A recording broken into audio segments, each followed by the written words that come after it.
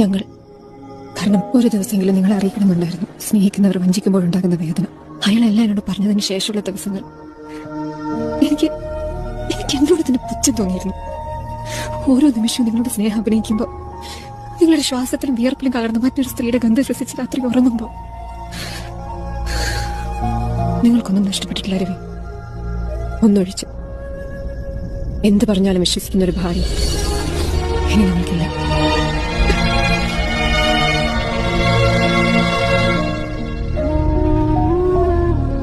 ഒരു എക്സ്ക്യൂസും പറയാനില്ല. നിനക്ക് തീരുമാനിക്കാം. സത്യമായിട്ടും പറഞ്ഞു, നിന്റെ ഒരു കുറവും കൊണ്ടല്ല സംഭവിച്ചു പോയി.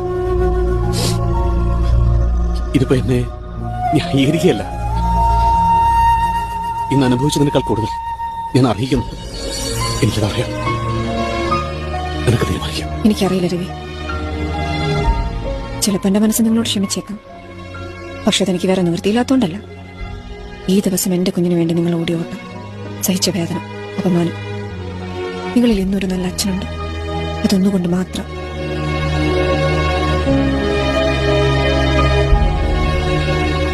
പക്ഷെ രവി, ഒന്ന് ചോദിച്ചോട്ടെ, ദേവിയുടെ സ്ഥാനത്ത് ഞാനായിരുന്നെങ്കിൽ നിങ്ങൾ എന്നോട് ക്ഷമിക്കുമായിരുന്നോ?